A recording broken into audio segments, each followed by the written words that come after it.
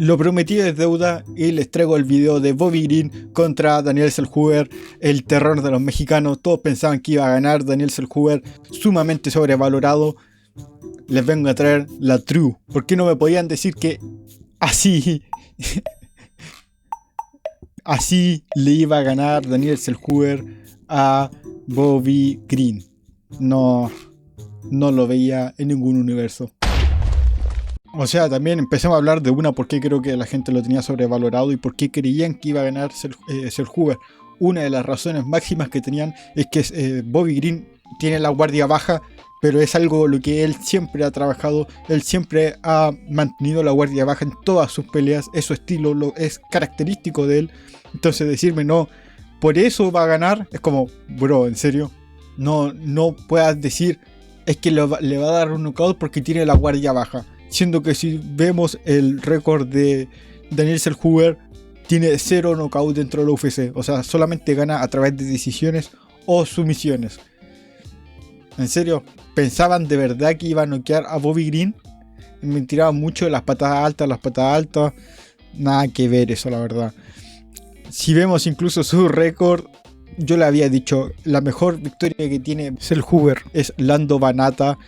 En serio, es la mejor y además Lando Vannata era un peso pluma, no era un peso ligero. Por tanto, la mejor victoria que tiene es contra un peso pluma. Estamos hablando que Daniel Zellhuber, el chico que está muy pero muy grande para el peso ligero, que parece un peso welter, su mejor victoria es contra un peso pluma natural, Lando Vannata. De eso estamos hablando. Su otra buena victoria, es que tampoco es buena, es Christos Giagos.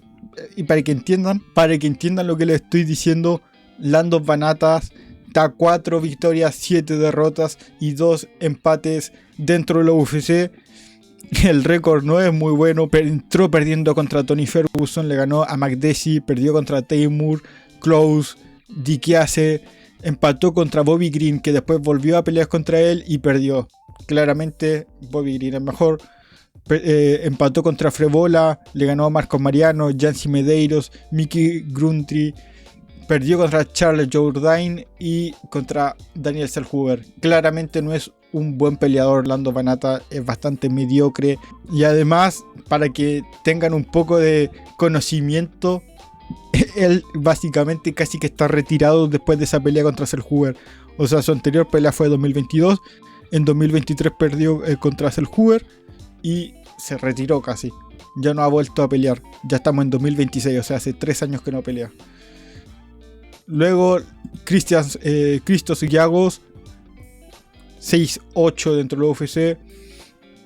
Perdió contra Daniel Zellhuber, Ignacio Bahamondes, Thiago Moisés, Arman Tsarukyan, Drakkar Klose y Charles Oliveira. ¿Y a quién le ha ganado? A chicos básicamente sin nombre. No hay mucho que hablar de él. Y el otro al que le ganó Daniel Zellhuber, que es probablemente su peor victoria, sería Francisco Prado, 1-4 dentro de la UFC. No, me río nomás, pero es que esta victoria es bien mala, la verdad, es bien mala. Porque Francisco Prado es el peor 155 libras de la actualidad. Bueno, era el peor 155 libras de la actualidad, el peor peso ligero. Ahora es el peor peso welter de la actualidad. Ganar contra él no vale mucho, la verdad. Y sus derrotas contra Trey Ogden, Esteban Ribovich, Michael Johnson, King Green, se vio mal en todas menos la de Steven Ribovich, no sé por qué dije Steven. Y me gustaría mostrarle esto que es bastante interesante. Es básicamente las veces que él fue favorito. Tipo, fue favorito con 4.30 en su debut contra Trey Ogden, 4.10 contra Bobby Green y 900 con Michael Johnson. O sea, fue mega favorito en todas esas peleas y las perdió. Por ejemplo, la de Trey Ogden es como más o menos entendible por qué podría haber sido favorito. Venía invicto 12-0 y Trey Ogden no es que sea un peleador genial. Es 3-3 con 1 contest dentro de la UFC. No es como al mejor peleador posible. Es bastante mediocre, la verdad. Entró, ya venía con un 15-4. Venía perdiendo varias peleas. Además que venía de Fury FC, una compañía de un nivel bastante malo. Perdió contra Jordan Levitt su debut, después perdió contra la Jaula Bamondes, un no contest contra Nicolás Mota y perdió contra Thiago Moises. Contra Loic Ratsabov es una buena victoria entre muchas comillas. Loic tiene un 2-2 dentro de la UFC y además le ganó a Ribovic, pero es más o menos ese nivel de media tabla. Daniel Selhuber, esta victoria, si no contamos la victoria de Daniel Selhuber, estaríamos hablando de un tipo que está 3 derrotas, 2 victorias y un no contest dentro de la UFC. Ojo, escucharon bien. 3 derrotas, 2 victorias y un no contest. De eso estamos hablando. Básicamente Selhuber fue a inflarle el récord a Trey Ogden. Esteban Ribovic, una pelea que fue claramente victoria para Esteban Ribovic. Yo no entiendo por qué tiene una decisión dividida, bastante incomprensible. Fue una buena pelea, pero Esteban Ribovic también solamente tiene nivel de media tabla. No es un peleador que tenga el mayor nivel del mundo. Si nos vamos a su récord, él perdió contra Loic, el que hablamos recién. Le ganó a Kamuela Kirk, Terrence McKinney y Daniel Selhuber. 3 peleadores de media tabla que no son muchos, no son muy buenos peleadores que digamos. Cuando le subieron el nivel, perdió contra Nasrat Akparast y luego ganó contra Elves Brenner. Elves Brenner es un buen peleador, creo que está en la Chute Box si no me equivoco. Entrena con Charles Oliveira, pero está 3-3 dentro del UFC. Sí, Chute Box de Diego de Lima y 3-3 dentro del UFC. Perdió contra Joel Álvarez, Orolvay y Robovic. Son 3 derrotas que claramente 3 peleadores de buen nivel. Ribovic no tanto, pero consideremos lo que dentro de media tabla Ribovic es de lo mejor. Dentro de la media tabla sí, él está bien. Ya subiendo un poco, nada que ver. Porque si nos acercamos a, ponte tú, un top 20, Ribovic yo creo que ahí ya no cuela. Antes de ponte tú del top 25, top 30, sí, ahí está bien. Ese es como el nivel de Ribovic. Actualmente, tal vez va a mejorar un montón más adelante, pero actualmente no pasa el top 35. Joel Álvarez sí, claramente era un top 15 dentro de la UFC en el peso ligero. Orolvay, un peleador que, como ya hemos visto, tiene un nivelazo, un muy buen nivel. Que todavía por alguna razón, bueno, ya entiendo por qué, como que se pelea en 155, después en 170, después, y va cambiando de división en pesos pactados, por eso es que no sube más rápido, pero de nivel tiene harto nivel.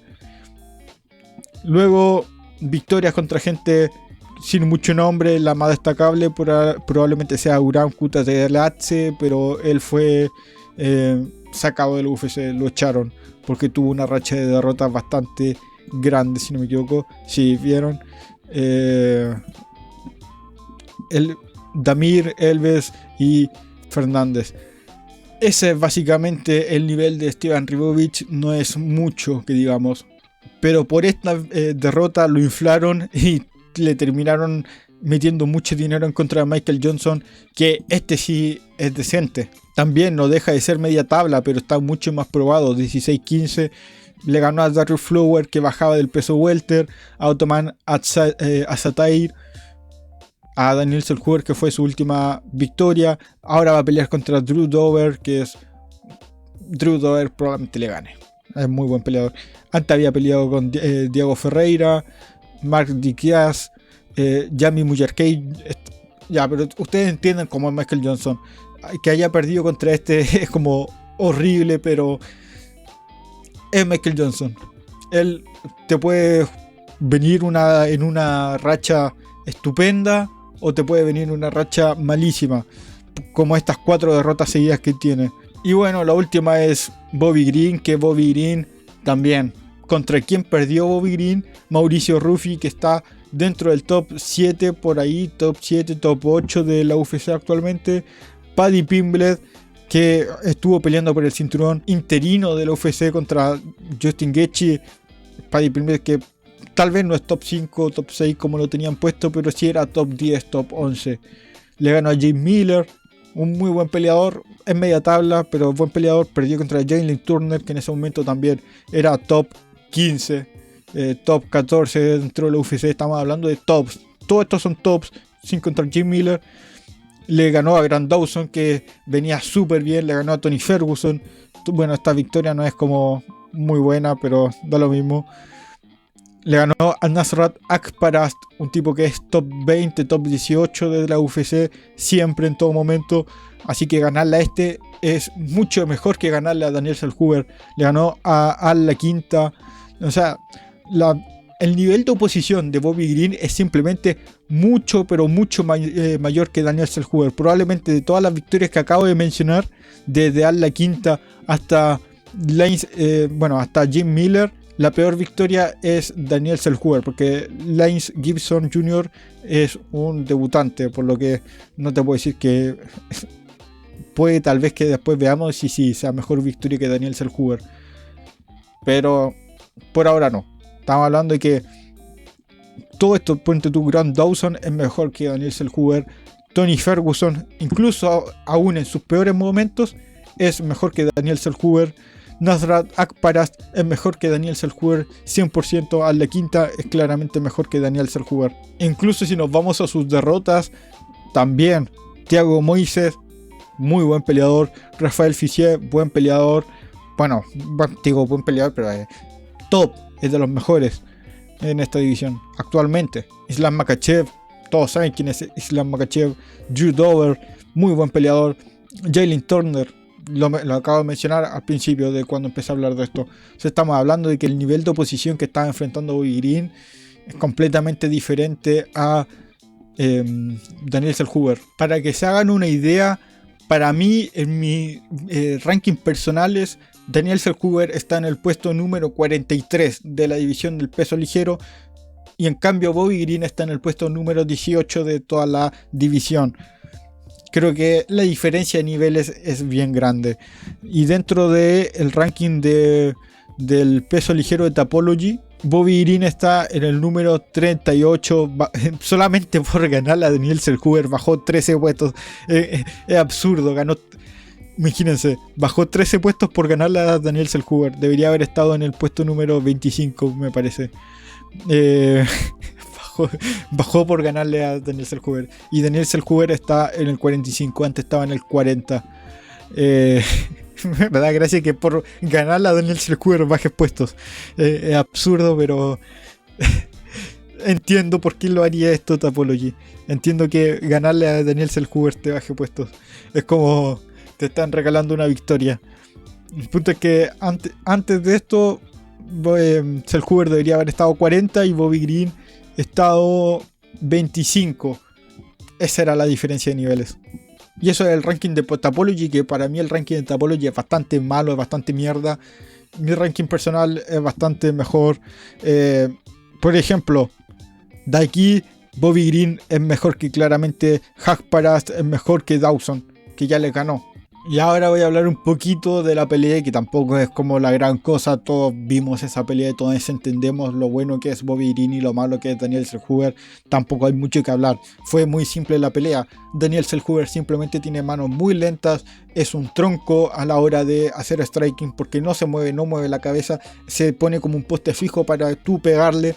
No hace nada, no es responsable defensivamente, no hace nada para intentar evitar los golpes. Entonces Bobby Green simplemente entraba fácil, cada golpe que daba entraba claro, porque Daniel Zellhuber no hacía nada para defenderse. Los golpes que daba Zellhuber eran muy fáciles de esquivar para Bobby Green, porque son muy telegrafiados, son muy lentos. Además, fue simple. Cada vez que Zellhuber daba un golpe, Bobby Green se burlaba de él porque lo veía a cámara lenta, le esquivaba y le hacía un emote, básicamente. Era como, ja, te esquivo y me limpio el hombro. Era simple. En el momento en el que Bobby Green empezó a entrar bastante en ritmo, Daniel Zellhuber simplemente no tenía nada que hacer y cagó todo. Te digo más, si nos vamos a los golpes significantes de los dos rounds que hay, la diferencia, fíjense aquí, la diferencia en los golpes significantes es absurda. El round 1 fue, incluso te puedo decir, un poco menos humillante para Zellhuber, porque en el round 1 Zellhuber pudo hacer un poquito más, pero no le conectó nada. Miren la cantidad de golpes que le hacía fallar Bobby Green a Daniel Zellhuber. Básicamente solamente el mexicano pudo conseguir el 24% de los golpes que lanzaba. Es absurdo. Era como que lo veía en slow motion, básicamente. Ya en el round 2, la diferencia fue aún más abismal, fue aún más humillante. Porque al final Daniel Zellhuber solamente pudo alcanzar a conectar 4 de 32 golpes, o sea, conectó menos del 20% de los golpes que lanzó. En serio, esto es humillante. Que te haga eso, además, una persona que estás picando los 40 y pico años. No. Esto Daniel Zellhuber demostró ser muy, pero muy malo. Es bien malo en el striking. Así que, ojo, esto también no es solamente una tiradera casi que a los mexicanos. No es como, no, miren mexicanos, ustedes son bien malos porque tienen un representante horrible como Daniel Zellhuber. Esto también hay que tener cuidado con los argentinos, porque los argentinos también tienen este problema con Esteban Ribovich y Francisco Prado. Francisco Prado, ya creo que todos saben que es horrible, pero como que siguen glaciando con que es muy bueno por alguna razón. Es malo, es muy malo. Mi problema es Esteban Ribovich, porque ahora se confirmó que va a pelear contra Mateusz Gamrot, y estuve viendo muchas publicaciones diciendo que Esteban Ribovich iba a masacrar a Gamrot y que esa pelea no tenía sentido porque Esteban Ribovich era muy bueno. Pero estamos hablando de que la victoria, una de las victorias más grandes de Esteban Ribovich, además de McKinney, es contra Zellhuber. Es como, wow, es muy bueno por ganarle de esta forma en esta guerra a Zellhuber. Pero no, entiéndanlo, Zellhuber es malo. Y si tu mayor victoria es Zellhuber, estás en el horno. Esteban no es tan bueno como la gente cree, y es otro peleador que creo que está sobrevalorado, y tienen que tener cuidado al analizarlo, tienen que tener cuidado al pensar que realmente es bueno o no es bueno. Y creo que hasta aquí es el video de hoy, porque no hay mucho que analizar. Es simplemente Zellhuber es muy lento y es muy malo en el striking. Bobby Green es muy rápido y es muy bueno en el striking. Nada más. Esta era una victoria bastante fácil de predecir. La que me da más para hablar es la de Leonard Kavanagh contra Brandon Moreno, que ya le hice video, así que anda a verlo. Y todas las otras peleas que también les hice video en un video largo. Hablé de todas las peleas del evento de UFC México, y es mi último video, si no me equivoco, así que anda a verlo también. Nos vemos. Recuerda mirar el video que te aparece ahora en las tarjetitas y suscribirte a mi canal si es que te gusta mi contenido. Nos vemos mañana con el próximo video.